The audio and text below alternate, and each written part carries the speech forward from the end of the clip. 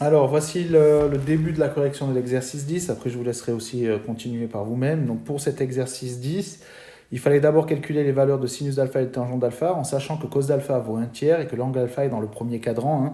Donc, on a un angle alpha, on sait que ce cos vaut 1/3, donc il est par là. 1/3, ça fait le cosinus à peu près ici. Et puis, dans le premier cadran, donc là, l'angle alpha, il doit ressembler à quelque chose comme ça. Et il faut trouver la valeur du sinus et de la tangente. Donc on utilise comme tout à l'heure le fait que le sinus d'alpha au carré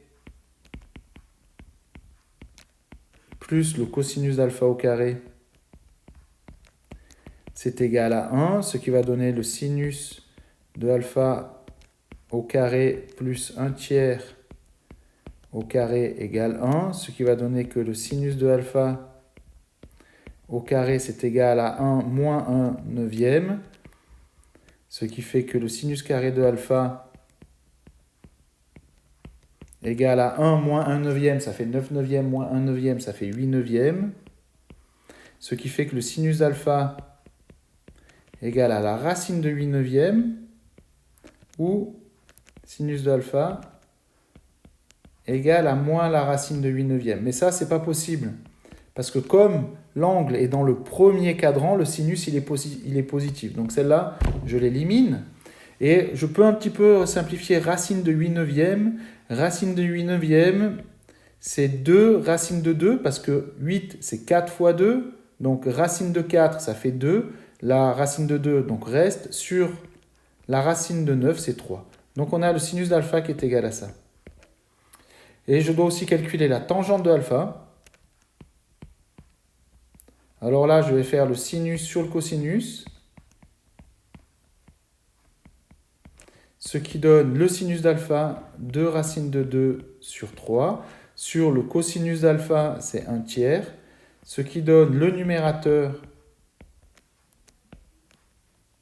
fois l'inverse du dénominateur. Et vous voyez, les 3 se simplifient et il me reste 2 racine de 2. Ça, c'est la valeur de la tangente d'alpha. Donc, ce sont les valeurs qui sont là, que l'on va utiliser pour la suite du problème. Les 3 valeurs du sinus, du cosinus et de la tangente que l'on va utiliser pour résoudre les problèmes qui suivent. Donc vous voyez que là, pour la question B, il faut calculer les valeurs, des valeurs comme cela.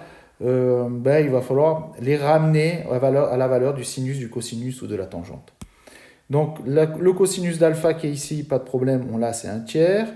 Le sinus de alpha ici, pas de problème, c'est 2/3. On va arriver à 1/3 fois, pardon, pas 2/3, 2 racine de 2 sur 3, moins, alors cos de 180 degrés plus alpha.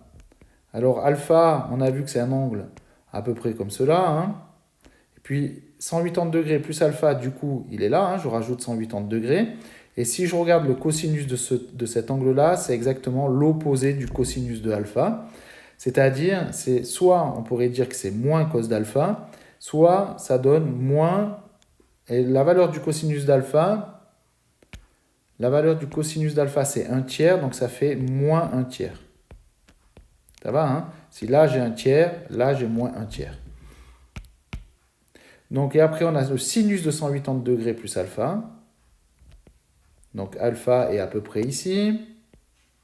180 degrés plus alpha, il est là. On cherche le sinus de cet angle-là et on voit que c'est l'opposé du sinus d'alpha. C'est-à-dire, ça va faire fois moins 2 fois racine de 2 sur 3. Ça, c'est la valeur du sinus. Du coup, au total, on a 1 sur le premier terme. 1 sur 3 fois 2 racines de 2 sur 3, ça fait 2 racines de 2 sur 9. Et puis là, les moins, si on regarde tous les moins, au total, ça fait moins. Moins, moins, moins. Donc ça donne 3 moins, 3 fois moins 1. Enfin, ça va, vous avez compris, ça fait moins. Et puis moins 2 racines de 2 sur 9 aussi. Et du coup, ça fait 0. Voilà, et vous devez faire ça pour tous les autres exercices. C'est la même idée, je vous ai mis les réponses.